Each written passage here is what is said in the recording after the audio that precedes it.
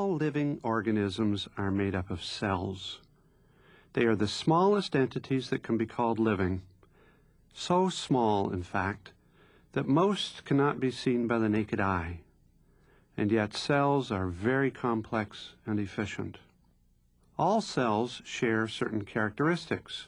They all have a double-layered membrane, which contains the cytoplasm. Within the membrane are pores that enable molecules to move into and out of the cell. Each cell has genetic instructions which govern its activities.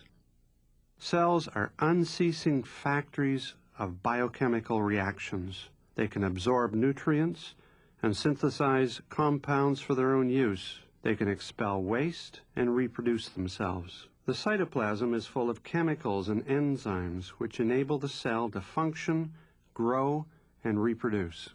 All cells contain these components, but not all cells are the same. This program will look at the structure of different types of cells, how they function and reproduce, and how these amazing structures have led to the rich diversity of life on the planet. The simplest cells are called prokaryotes.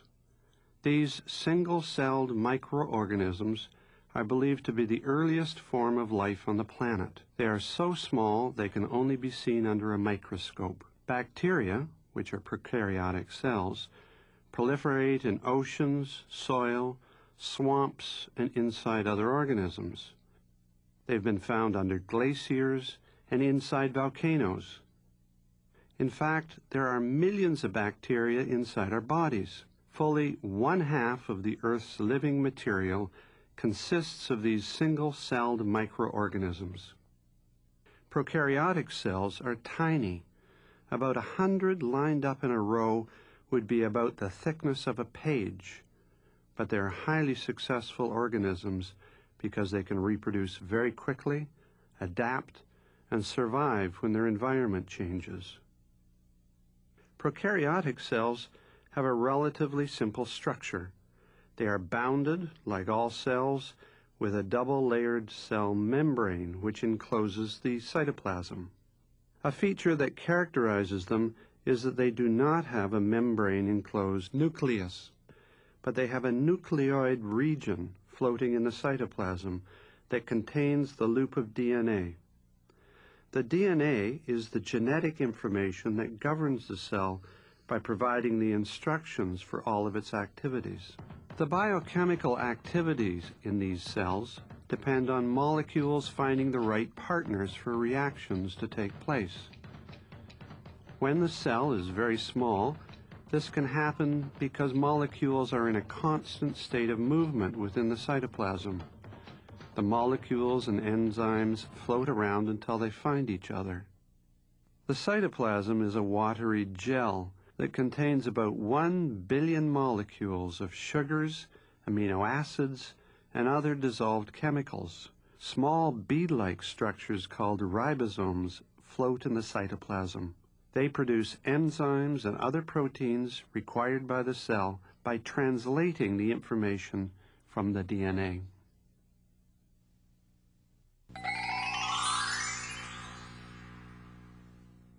Eukaryotic cells are found in all multicellular plants and animals. All of these types of cells are specialized and look quite different, but they share a number of common features. They are much more complex than prokaryotic cells and about 10 times larger. The volume of eukaryotic cells is so large that they cannot depend on molecules and enzymes floating about until they find each other, and they have evolved separate membrane-enclosed compartments known as organelles to do specialized tasks. Each organelle contains the chemicals that they need so the proper reactions are assured of happening. The largest organelle is the nucleus, which holds the genetic information of the cell. These molecules of DNA are formed in long, twisted strands called chromosomes. The chromosomes are lengths of thousands of genes that provide specific instructions for the cells. In a multicellular organism, the genetic information in each cell of the organism is exactly the same.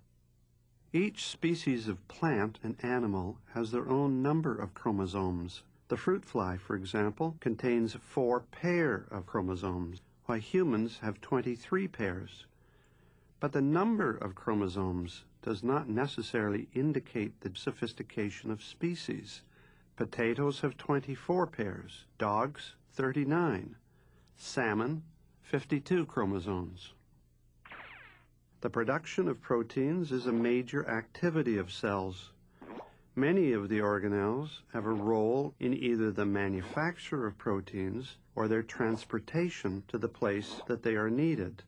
One organelle that is very important in the cell's production of enzymes and other proteins is the endoplasmic reticulum.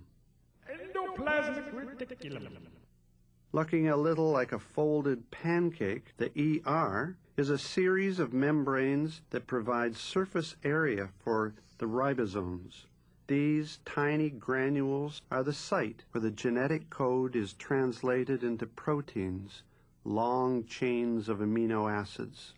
In the ER, these long chains are folded into a complex three-dimensional form. After the protein is synthesized and folded, it is released into the cytoplasm or passed onto the Golgi apparatus. The Golgi apparatus is a long sac-like structure where the synthesized protein is stored, chemically modified, and then packaged for delivery to the outside of the cell or to other organelles. The relatively large eukaryotic cells require structural support, and microfilaments crisscross the cytoplasm, anchoring the organelles. Microtubules also provide support for the cell and transport material.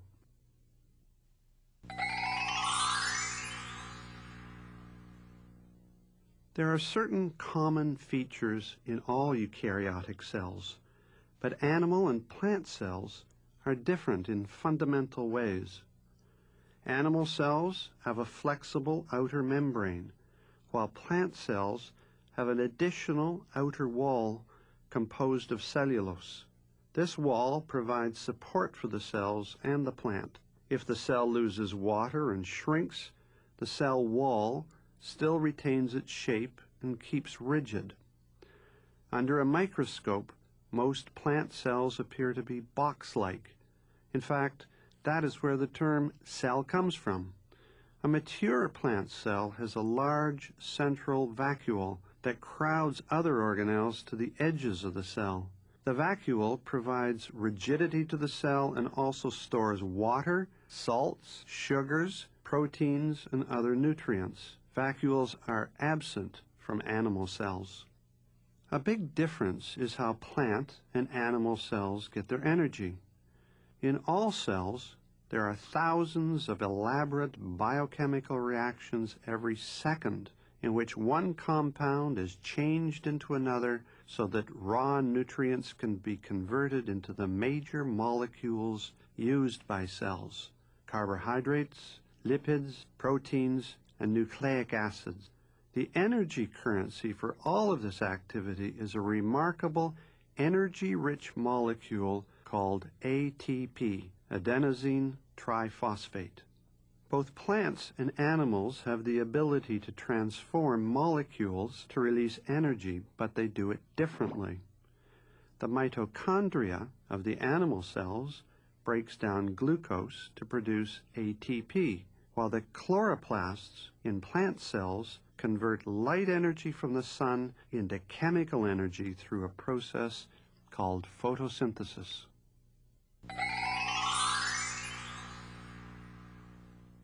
Photosynthesis is a complex process in which light energy from the sun is converted into chemical energy that can be used by the plant and animals further down the food chain. The process usually occurs inside the cells of leaves of plants.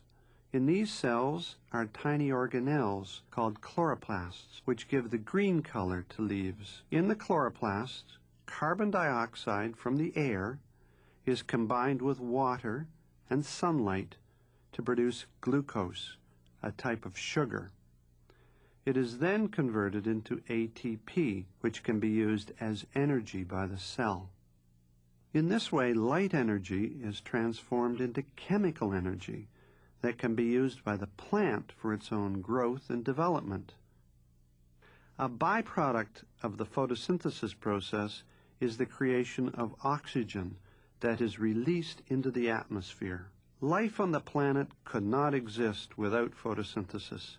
Virtually all of the oxygen in the atmosphere, which is essential for the life of all animals, was produced through this process. But animals are also indebted to the cells of plants and algae in another way. When animals eat plants, they gain glucose, starch, carbohydrates, and other foods that are essential for them to survive. Even carnivores that never eat plants get these nutrients by eating animals that have eaten them.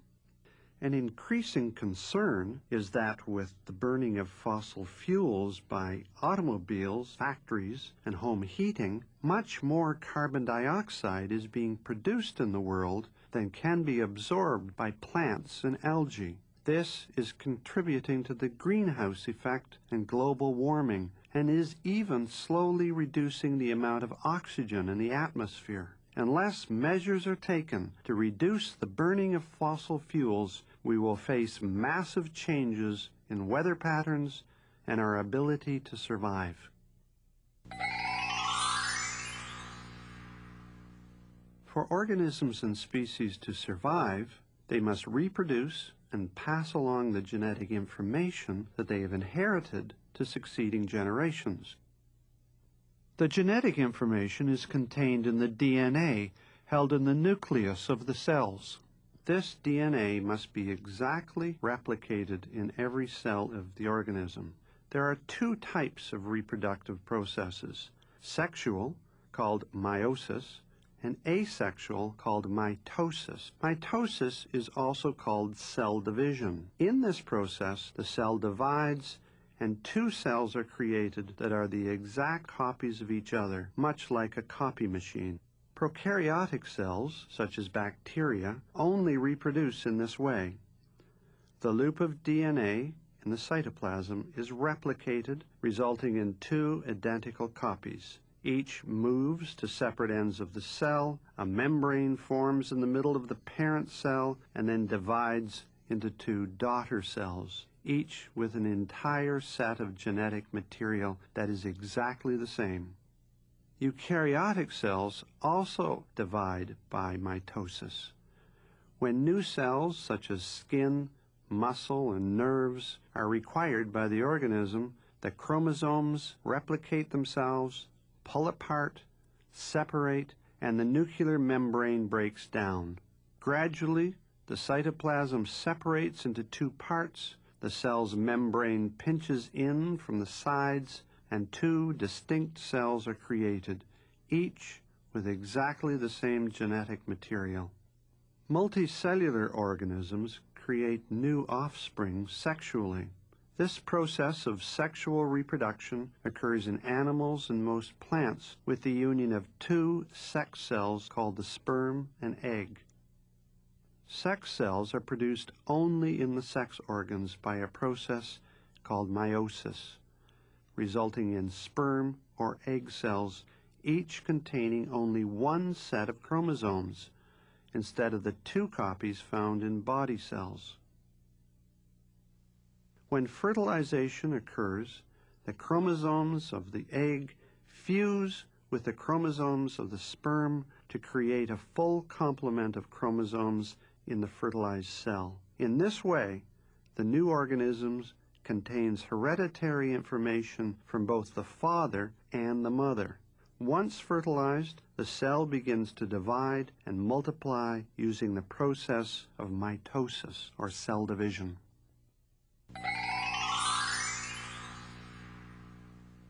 Eukaryotic cells have the remarkable ability to join together into complex multicellular organisms such as plants and animals.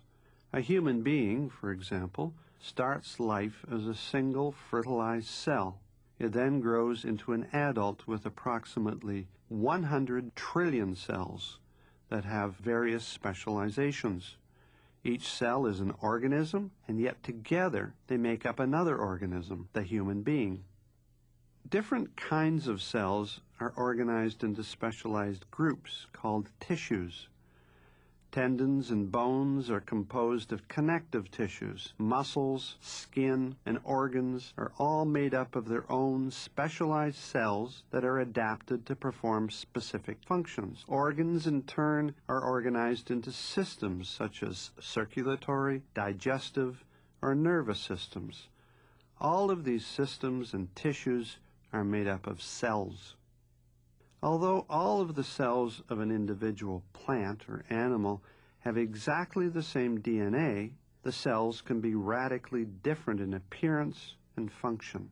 The plant cells of tree trunks are box-like for structural strength, but the cells of leaves are spongy and flexible.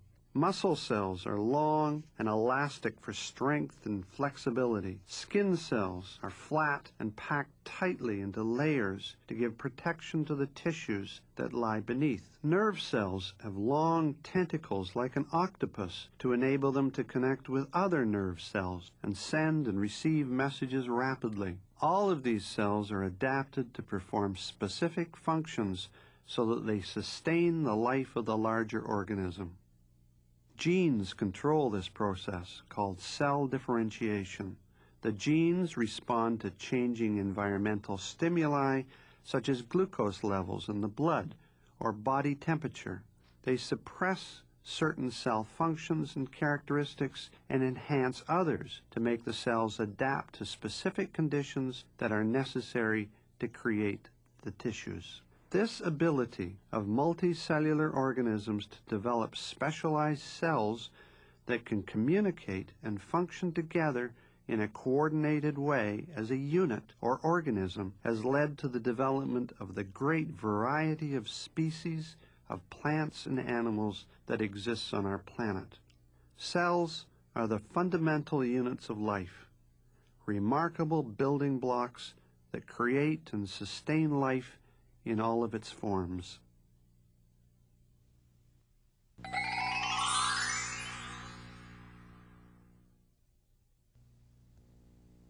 Cells are the smallest unit that can be called alive. True or false? The simplest cells are called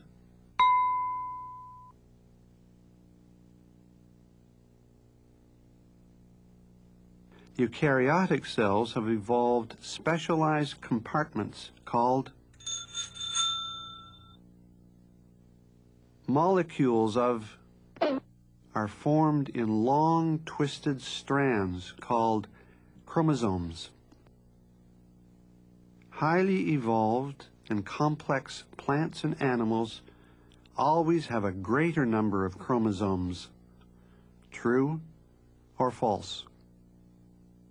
A plant cell stores water, salts, sugars, proteins, and other nutrients in its photosynthesis occurs in the organelle in plant cells called a byproduct of photosynthesis released into the atmosphere is the asexual division of cells is called